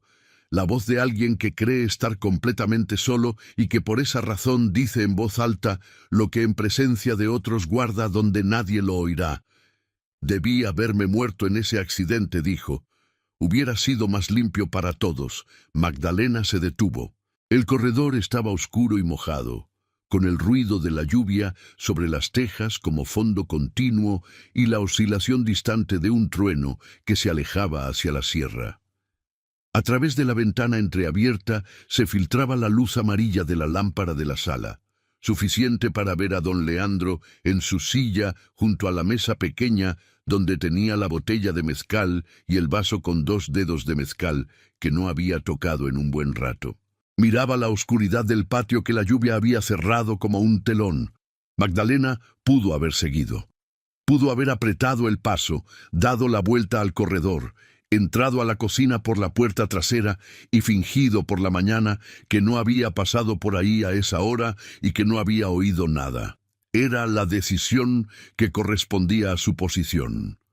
Era la decisión que correspondía al sentido de la prudencia que en todos esos meses la había protegido de hacer cosas que no debía hacer. Conocía el olor de la rendición, empujó la puerta de la sala y entró.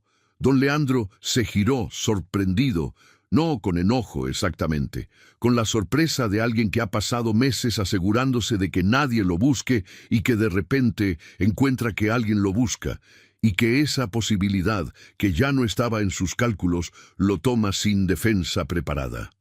«Retírese», dijo. No dijo Magdalena. La palabra cayó en el cuarto, con el peso de algo que no pide permiso. Acercó la silla que estaba junto a la ventana, la que se usaba cuando la sala era un cuarto, que se usaba para algo más que guardar los muebles de otra época, y la puso frente a él. Se sentó.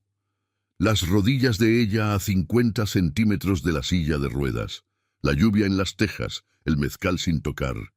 Don Leandro la miró durante un buen rato. En su expresión había algo que ella no le había visto antes, en todos esos meses de observarlo desde la distancia prudente del corredor, de la cocina, del patio. No era la indiferencia que usaba de armadura cotidiana. No era la rabia controlada que a veces asomaba cuando algo lo presionaba más de lo que podía manejar. Era algo más expuesto que todo eso. El agotamiento completo de alguien que ha llegado al fondo de sus propias reservas y que ya no tiene energía para mantener en pie la ficción de que está bien. «¿Qué quiere?», dijo finalmente. Magdalena respiró. Una vez, despacio. «Que usted sepa algo», dijo. «¿Qué? Que lo quiero». Don Leandro no dijo nada. La lluvia siguió. No por lástima, siguió Magdalena, con una voz que no temblaba porque había tomado la decisión de no dejarla temblar, y esa decisión la había tomado en el corredor, en los 2 segundos que tardó en empujar la puerta, y era una decisión que no iba a deshacerse, aunque todo dentro de ella quisiera dar marcha atrás. No por agradecimiento, ni por lo que usted tiene, ni por lo que puede darme. Lo quiero porque en todos estos meses vi al hombre que es, el que trabaja con las manos, el que le da la mano a sus peones al despedirlos, uno por uno, mirándoles los ojos, el que responde las cartas aunque no quiera responderlas porque sabe que es lo que se hace, el que se queda con los que no tienen a dónde ir cuando lo más fácil era dejarlos ir. Ese hombre, no la silla, no el accidente, no lo que se fue y que ya no está. Usted, el que sigue siendo ese hombre aunque usted no pueda verlo porque lleva meses mirando solo lo que perdió. Don Leandro la miraba sin hablar. La lluvia seguía siendo el único sonido del mundo en ese momento. «Sé lo que soy», dijo Magdalena. «Soy la criada. No tengo apellido que valga en esta región, ni tierras, ni nada, que los hombres de su posición consideran que una persona debe tener para ser tomada en cuenta. Pero lo que le estoy diciendo es verdad, y usted lleva meses sin que nadie le diga nada verdadero, y me parece que ya era hora de que alguien lo dijera, aunque fuera yo la que lo dijera. Silencio. Y entonces don Leandro dijo: «Váyase».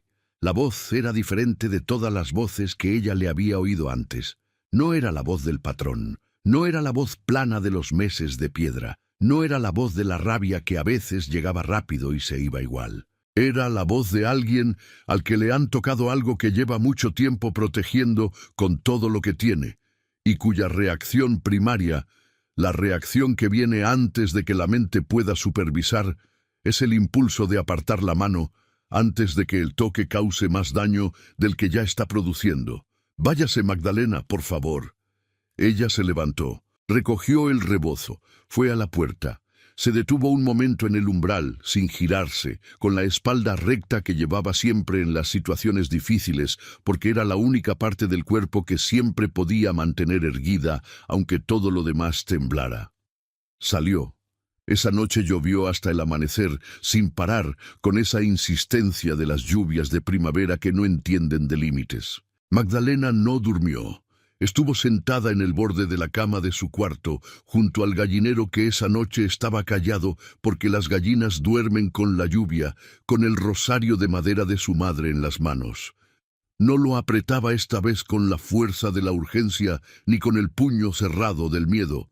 Lo sostenía, simplemente, con las manos abiertas, con el rosario descansando en la palma como cosa que pesa lo que pesa y no más. Pensó en su madre, en la manera en que Guadalupe Ibarra había movido las manos cuando cosía, que era la misma manera en que Magdalena las movía, que era una de las cosas que se transmiten sin que nadie lo enseñe explícitamente.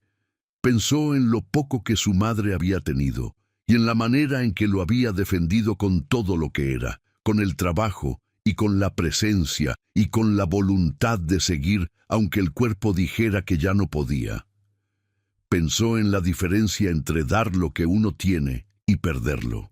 A las 6 de la mañana, cuando la lluvia por fin había cedido y el cielo tenía ese color lavado de las mañanas después de la lluvia que es a la vez el más limpio y el más triste, Magdalena se levantó. Se vistió con la ropa de camino que guardaba doblada en el fondo de la bolsa de lona, la misma ropa con la que había llegado hacía meses.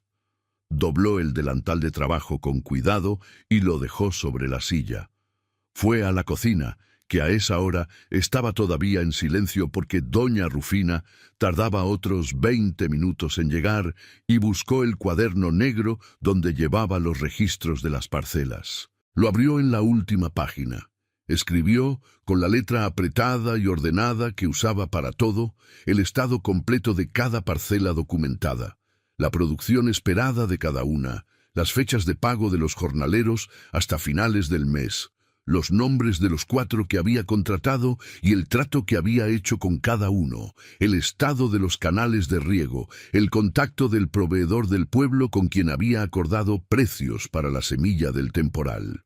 Todo lo que ella había llevado en la cabeza y en ese cuaderno y que la hacienda necesitaría seguir llevando a alguien.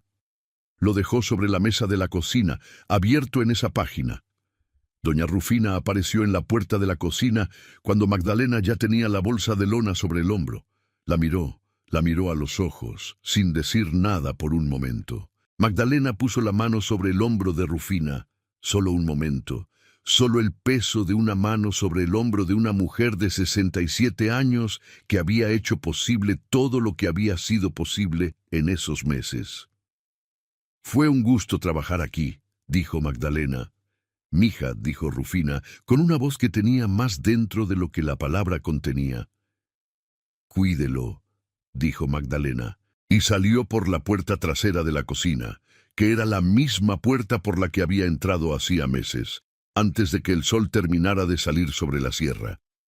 Don Leandro no supo que Magdalena se había ido hasta el mediodía. Pasó la mañana en el despacho revisando los documentos de la hacienda con esa concentración que a veces funciona como anestesia. Mientras los números ocupen la mente no tiene espacio para lo que duele. No se preguntó por qué no había aparecido a las 7 con el café.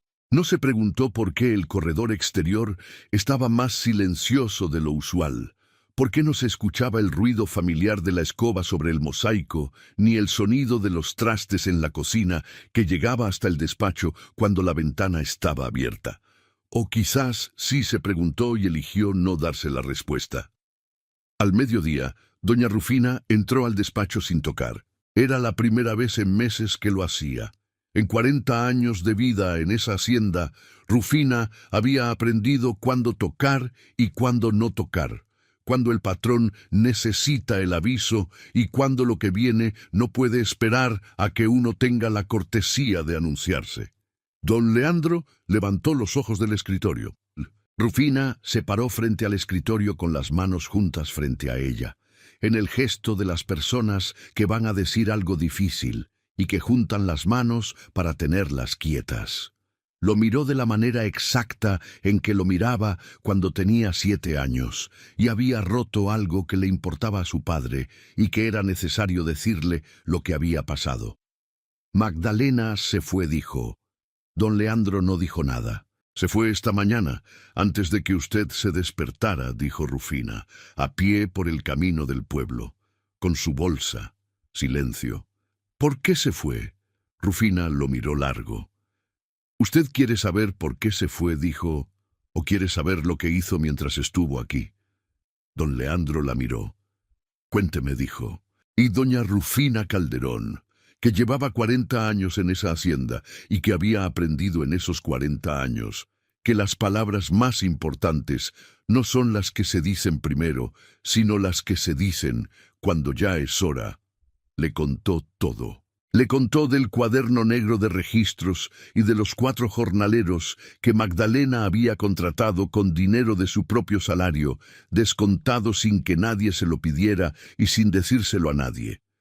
Le contó de los canales de riego que ella había limpiado con Cirilo y Pascual en los días en que él estaba en el despacho mirando las paredes. Le contó de las cuentas organizadas y de la carta del banco respondida a tiempo y del argumento documentado que ella había construido, página por página en ese cuaderno, para que ningún abogado de Guadalajara pudiera argumentar abandono de las tierras del norte. Le contó que todo lo que él había visto volver a la vida en los últimos meses, las parcelas trabajadas, los jornaleros llegando a sus horas, el sistema de riego funcionando, la hacienda que había empezado a tener de nuevo el sonido y el aspecto de una hacienda viva en lugar de una que se muere despacio, había vuelto a la vida con las manos de esa muchacha, sin que él lo supiera, sin que ella le pidiera permiso, sin que ella le pidiera nada a cambio.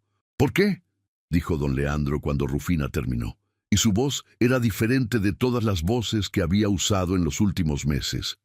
Era la voz de alguien que está preguntando de verdad, que no tiene la respuesta preparada y que necesita escucharla. Rufina lo miró con la paciencia que le sobraba de 40 años de esperar los momentos correctos. «Porque lo quiere», Leandro dijo. Era la primera vez en meses que lo llamaba por el nombre, sin el don, sin la distancia de cargo. Y no supo cómo decírselo de otra manera. Hasta anoche que se lo dijo de frente, y usted la mandó irse. Don Leandro no se movió. Ella salvó lo que usted estaba dejando morir, dijo Rufina, y cuando vino a decirle la verdad, usted la corrió. Y eso es su derecho, si es lo que quiere. Pero que sepa lo que hizo y lo que vale. Se giró para salir. Rufina, dijo Leandro, ella se detuvo en el umbral. ¿Cuánto lleva de ventaja? Rufina lo miró, y en el rostro de ese hombre que llevaba meses siendo la cara del abandono, vio por primera vez algo que reconoció de cuando él era joven, y todavía no sabía que el mundo podía dejarlo sin piernas y sin mujer y sin orgullo en el mismo año. Vio la cara de alguien que ha recordado que tiene algo que recuperar. Como unas 6 horas dijo, salió antes de que amaneciera, pero el camino del pueblo es largo y ella va a pie. Don Leandro ya empujaba la silla hacia la puerta. Cirilo llamó, con una voz que Rufina no había escuchado desde antes del accidente, una voz que tenía en ella el peso de la decisión y la claridad de quien sabe exactamente lo que va a hacer. Cirilo, ensillen el caballo. Rufina se hizo a un lado en el corredor y lo vio pasar. Sonrió. No era una sonrisa de triunfo. Era la sonrisa de quien ha esperado mucho tiempo algo que sabía que iba a llegar y que ahora que llegó puede decir, en silencio y sin que nadie lo escuche, ahí está. La encontraron a 2 kilómetros del casco de la hacienda, en el tramo del camino donde la vereda baja entre las jaras y los sabinos hacia el río. En ese punto, donde el camino hace una curva y uno puede ver desde arriba el trayecto que tiene por delante. Magdalena iba caminando con el paso parejo y firme de quien ha decidido a dónde va, y no está esperando que nada cambie, con la bolsa de lona sobre el hombro y los ojos en el camino de delante. No miraba atrás. Mirar atrás era el hábito de los que todavía esperan que algo cambie, que alguien venga, que el mundo decida de otra manera. Ella había pasado mucho tiempo en su vida aprendiendo a no mirar atrás, porque lo que se dejaba atrás era generalmente algo que ya no tenía remedio, y porque el remedio de los que no tienen remedio es seguir adelante con lo que queda. Escuchó el caballo antes de verlo, el sonido de los cascos sobre la tierra del camino, primero lejos y luego más cercano, con la urgencia de alguien que va rápido, pero no a galope, que está apurando el paso sin perder el control. Se detuvo, se giró. Cirilo traía el caballo del cabestro, un zaino oscuro, que era el caballo de trabajo de la hacienda, y que Cirilo había ensillado en tiempo récord, porque cuando el patrón decía ahora, Cirilo entendía que ahora significaba antes de ahora. Y don Leandro venía en la silla de montar, no en la silla de ruedas.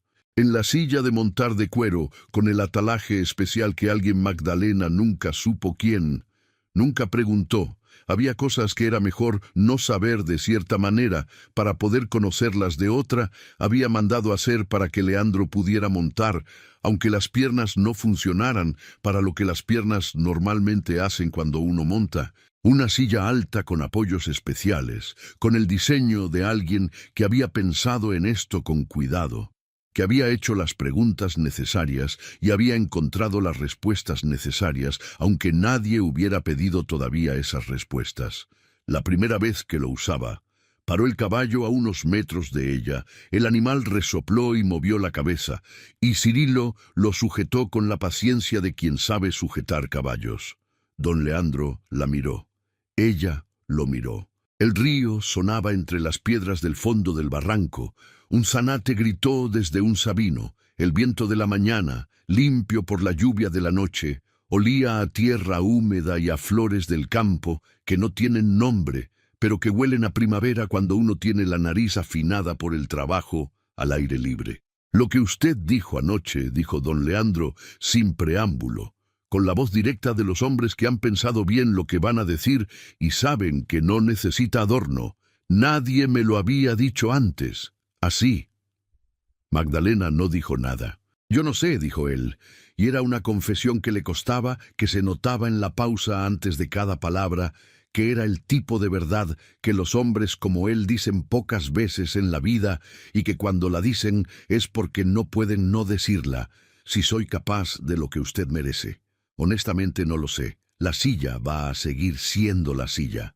Mis piernas no van a volver. Lo que perdí no va a volver. Las cosas no van a ser como en los cuentos que terminan fácil y sin costo. No le pedí que fuera fácil, dijo Magdalena. No dijo él. No me pidió nada. Silencio. Los dos mirándose. El caballo quieto. El río al fondo.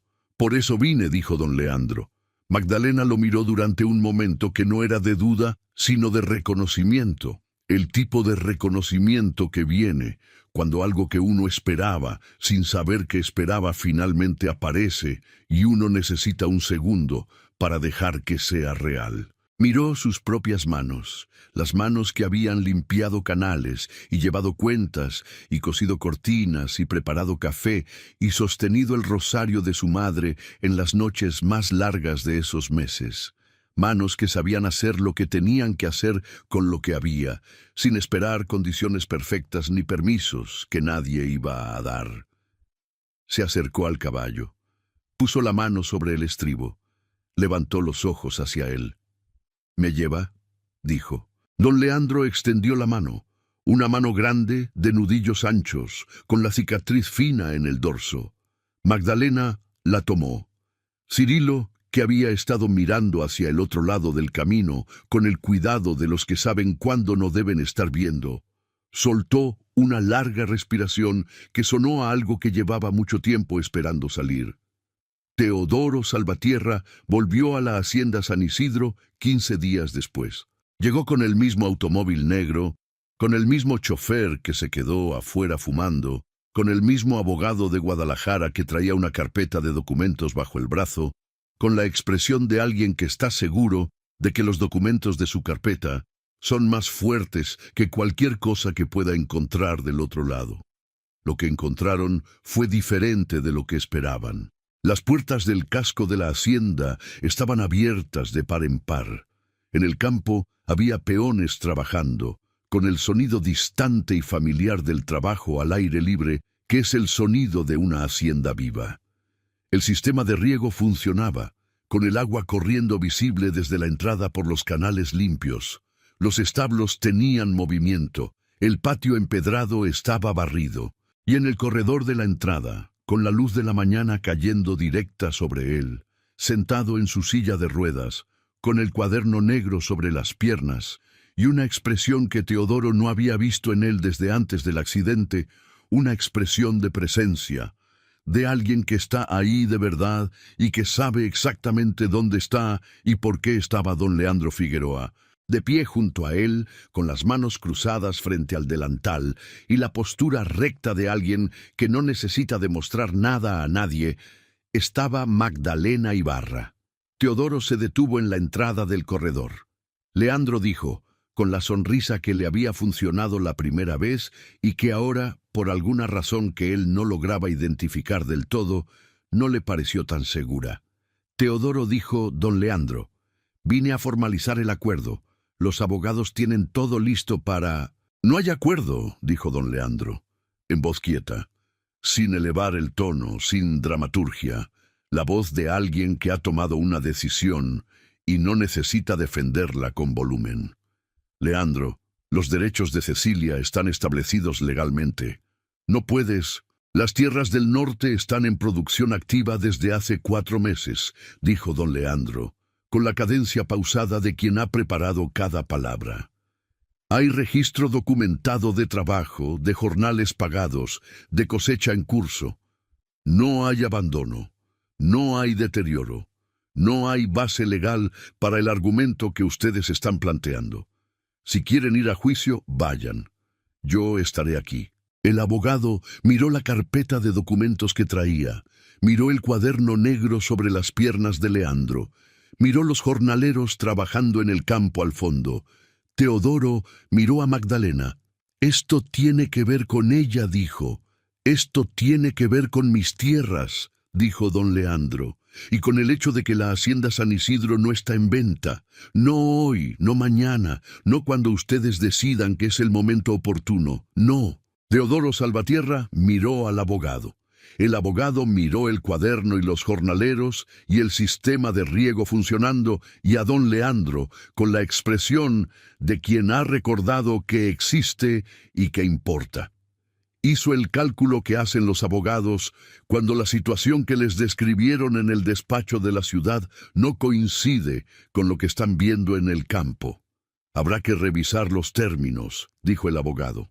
Revisen, dijo don Leandro, y cuando terminen me mandan carta a la hacienda donde siempre he estado. Teodoro no dijo nada más. Dio media vuelta. El abogado lo siguió. El automóvil negro salió del patio con el mismo polvo con que había llegado. Don Leandro y Magdalena se quedaron en el corredor viendo el portón por donde el coche había salido hasta que el ruido del motor se perdió en el camino de terracería.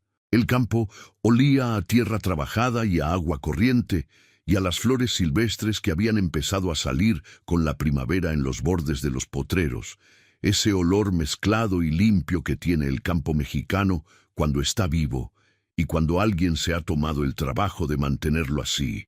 Ninguno de los dos dijo nada por un buen rato. Los zanates cantaban en los laureles de la entrada. El viento corría desde la sierra con el fresco de la mañana que en mayo todavía tiene la cortesía de no pesar. «¿Qué hacemos ahora?», dijo Magdalena finalmente. Don Leandro miró sus manos sobre el cuaderno, las manos que habían vuelto a tener trabajo real. Luego la miró a ella. «Lo mismo que estábamos haciendo», dijo, «pero juntos». Y el sol de la mañana, que en los altos de Jalisco tiene esa claridad particular que viene después de la lluvia de primavera, cayó sobre el corredor de la hacienda San Isidro con la misma indiferencia generosa con que cae sobre las milpas y los canales de riego y los sabinos del camino y todo lo que sigue creciendo y siguiendo aunque nadie le pida permiso para hacerlo. Porque es su naturaleza seguir, porque es lo que hacen las cosas que tienen raíz. Si alguna vez en su vida tuvo que decir algo verdadero que a nadie más le había dado el valor de decir, si alguna vez sintió el peso de esa verdad en el momento en que salió de la boca sin saber qué iba a pasar después, entonces esta historia es suya. Estas historias existen para los que saben lo que cuesta decir la verdad cuando nadie más puede decirla. Suscríbase a Cuentos del Viejo Campo, active la campanita y acompáñenos en cada relato que viene. Aquí siempre hay una historia esperándole y siempre hay alguien del otro lado que la escucha. ¿Alguna vez usted le dijo a alguien algo verdadero que nadie más se había atrevido a decirle? ¿Qué pasó después? Cuéntenos en los comentarios. Lo que comparte aquí le llega al alma a más gente de la que imagina.